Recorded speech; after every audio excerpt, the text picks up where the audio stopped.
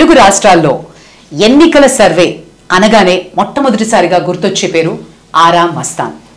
16 సంవత్సరాలుగా ఎన్నికల సర్వే చేస్తూ ఒక ఖచ్చితత్వాన్ని ఇస్తున్నటువంటి ఆరా మస్తాన్ మన బై ఎలక్షన్స్ లో రౌండ్ల వారీగా చెప్పిన సర్వే కానీ జనరల్ ఎలక్షన్స్ లో ప్రముఖ నియోజకవర్గాల్లో గెలుపోటముల గురించి చెప్పినా కానీ ఒక ఖచ్చితత్వం.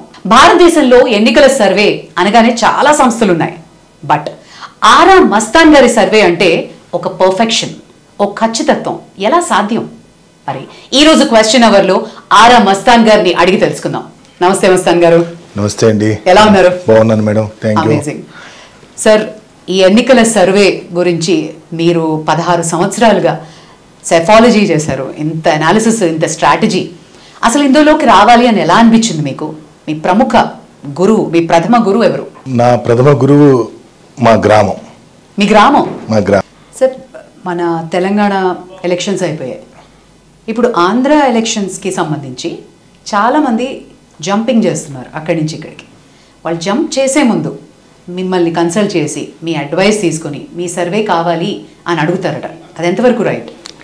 సహజంగా అడుగుతుంటారు మేడం. ప్రతి ఒక్కళ్ళు కూడా ఓ రాజకీయ పార్టీ నుండి ఇంకో రాజకీయ పార్టీలోకి మారాలంటే చిన్న విషయం కాదు మేడం. ప్రతి రాజకీయ నాయకుడికి అత్యంత కీలకమైనటువంటి విషయం, అత్యంత కీలకమైన దశ అది. ఒక పార్టీలో 20 ఏళ్ళు, 30 ఏళ్ళు, 15 ఏళ్ళు అలా ఉండి ఇంకొక పార్టీకి మారడం అనేటువంటిది చాలా పెయిన్ఫుల్ స్టేజ్ అది. ఆ పెయిన్ఫుల్ స్టేజ్లో సర్టన్ పొలిటీషియను ఖచ్చితంగా మాలాంటి రెప్యూటేటివ్ సెఫాలజిస్టులని కన్సల్ట్ అయ్యి సర్వే చేయించి స్టేట్లో కూడా ఏ పార్టీ అధికారంలోకి వస్తుంది అనేటువంటిది అడిగి, ఒకటి తన నియోజకవర్గం, 2 రాష్ట్రం. రేపు స్టేట్లో కూడా పవర్లోకి వస్తేనే కదా తనకు కూడా ఏదైనా ఉపయోగం ఉండేది. ఇప్పుడు ఈ 2 విషయాల మీద పదే పదే తన నియోజకవర్గం వరకు అయితే తను సర్వే చేయించుకోగలుగుతారు, ఏదో తక్కువ ఖర్చుతో అయిపోతుంది. కానీ రాష్ట్రం అంతా సర్వే చేయించలేరు కదా. ఒక ఇండివిజువల్, ఒక ఎమ్మెల్యే అభ్యర్థి, ఒక ఎంపీ అభ్యర్థి 175 నియోజకవర్గాలు సర్వే చేయించి కోట్ల రూపాయలు ఖర్చు పెట్టే పరిస్థితి ఉండదు కదా. కాబట్టి మాలాంటి సెఫాలజిస్టులను అడుగుతుంటారు, ఎలా ఉంది స్టేటు, ఏమవచ్చు, ఇప్పుడు ఎలా ఉంది, ఎన్నికల నాటికి ఎలా ఉండొచ్చు, ఏ అంశాలు ప్రభావితం చేయొచ్చు, నేను మారదాం అనుకుంటున్నాను, మారితే ఎలా ఉంటుంది, మారకపోతే ఎలా ఉంటుందని ఖచ్చితంగా అడుగుతారు మేడం. అడిగిన తర్వాత నిర్ణయం తీసుకుంటుంటారు. ఆల్మోస్ట్ 90% లీడర్స్ అడిగి నిర్ణయం తీసుకుంటుంటారు. అది ఇది వెరీ కామన్. దానికి ఏమి పెద్ద అదే it's common and it's advisable అంటారా మీరు? It is good to get a survey done before going in to another party. Definitely madam, అనుమానమే లేదు. ఖచ్చితంగా ఆ నియోజకవర్గంలో ఏ పార్టీ గెలుస్తుందో అనేటువంటి విషయాన్ని వాళ్ళు తెలుసుకోకుండా అవగాహన ఉండటం, అలా వితౌట్ సర్వే లేదా వితౌట్ ఒక కన్క్లూజన్కి రాకుండా, ఒక అసెస్ చేసుకోకుండా మనం మారిన వాళ్ళు చాలామంది దెబ్బతిన్నారు మేడం. చాలామంది దెబ్బతిన్నారు. గతంలో వాళ్ళు 15 సంవత్సరాలుగా పరిచయస్తులు, కానీ వాళ్ళు ఎన్నో బ్యాడ్ టైము, ఎన్నికలకు 6 నెలల ముందు నుండి వాళ్ళు టచ్లో లేనటువంటి వ్యక్తులు. బహుశా వాళ్ళకి ఆ టైం బ్యాడ్ ఏమో, మాట్లాడటం కుదరని వ్యక్తులు, నేను మాట్లాడటం కుదరని వ్యక్తులు, అలా నిర్ణయాలు తీసుకొని పార్టీలు మారిన వాళ్ళు కూడా ఉన్నారు. సో వాళ్ళు నష్టపోతున్నారు కదా ఇప్పుడు. కరెక్ట్. పొలిటికల్ గా ఇట్స్ అ కెరియరే కదండి, like any other profession. Career కంటే ఎక్కువ మేడం.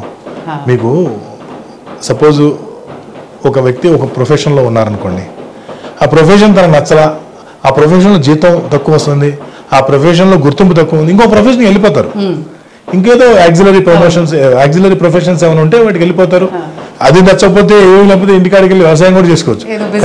ఒకసారి రాజకీయం అనేటువంటి ప్రజా జీవితంలోకి వచ్చిన తర్వాత మీరు రాజకీయంలో నిష్క్రమించాలంటే అంత ఈజీ కాదండి.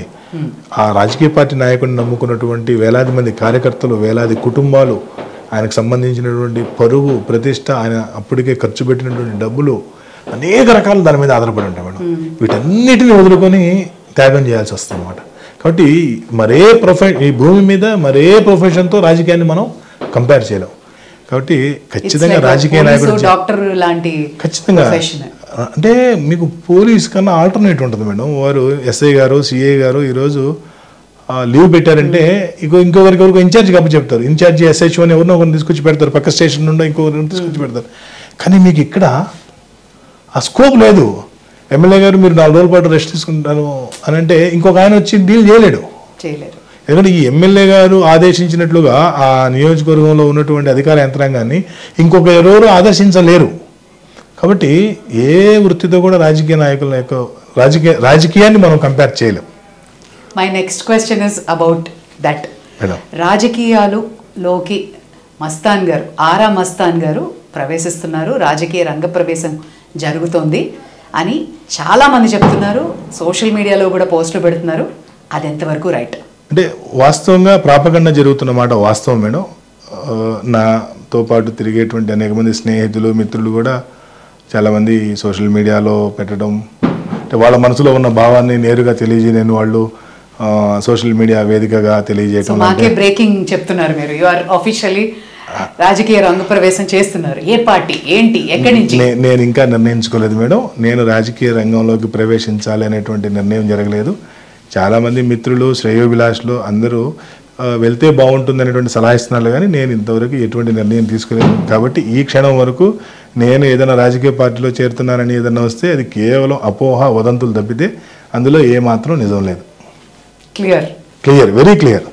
మరి మీ చిలకలూరిపేట గ్రామానికి మీకు అఫ్కోర్స్ మీ గురువు అన్నారు, మీ ఊరు, దానికంటూ ప్రత్యేకంగా చాలా చేస్తున్నారు మీరు. ఏంటి సార్ దాని వెనక ఉన్న స్టోరీ ఏంటి? అంటే మేడం మీకు ఒక విషయం చెప్పాలి. నేను 8/8/2008 సంస్థను ప్రారంభం చేశాను మేడం. అంటే సంస్థ ప్రారంభం తర్వాత 3-4 నెలలకి నాకు వర్కులు రావటం, సంపాదన ప్రారంభించాను. నేను సంపాదన ప్రారంభమైన నాటి నుండి నాకు చేతనైనటువంటి సహాయం, సేవా కార్యక్రమాలు చేయటం నాకు అలవాటైపోయింది. అదేదో ఈరోజు నిన్న మొన్న చేస్తున్నటువంటిది కాదు మేడం.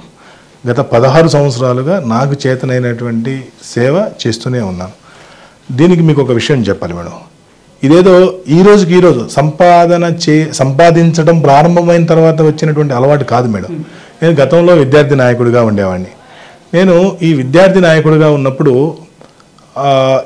ఈ కార్యక్రమాల గురించి మేము బృందంగా కొద్దిమంది పెద్దల దగ్గరికి వెళ్ళేవాళ్ళం. ముఖ్యంగా మీకు మా గుంటూరు నగరంలో మహానుభావులు గ్రంథి సుబ్బారావు గారు, క్రేన్ సంస్థల అధిపతి, అలాగే పోలిశెట్టి హరిప్రసాద్ గారు, అలాగే బొమ్మిడాల భానుమూర్తి గారు, ఇటువంటి వీళ్ళందరూ కూడా XXX మాణిక్యవేలు గారు, అనుకోకుండా వీళ్ళందరూ ఆర్యవైశ్య ప్రముఖులు. వీళ్ళ దగ్గరికి వెళ్తుండేవాళ్ళం.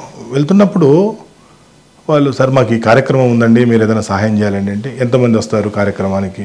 సార్ ఒక 2000 మంది వస్తారండి, 2 రోజుల పాటు ఉంటారండి.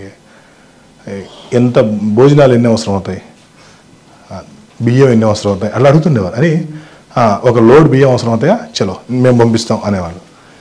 అలా నాకు చాలా చిన్న వయసులోనే, అంటే I'm talking about at the age of 16, 17, నాకు 16-17 సంవత్సరాల వయసు ఉన్నప్పుడే అటువంటి పెద్దల దగ్గరికి మా సంబంధించినటువంటి విద్యార్థి సంఘానికి సంబంధించిన పెద్దలతో కలిసి వెళ్తున్నప్పుడు వారు మాట్లాడుతున్న మాటలు నా మీద చాలా ప్రభావం చూపేవి. నేను అప్పటి నుండి అనుకున్నాను, దేవుడా ఎప్పుడైనా నాకు కూడా ఇటువంటి శక్తిని ఇవ్వు. వాళ్ళు వెళ్ళి అడగంగానే ఒక లోడ్ బియ్యం పంపించేసేవారు.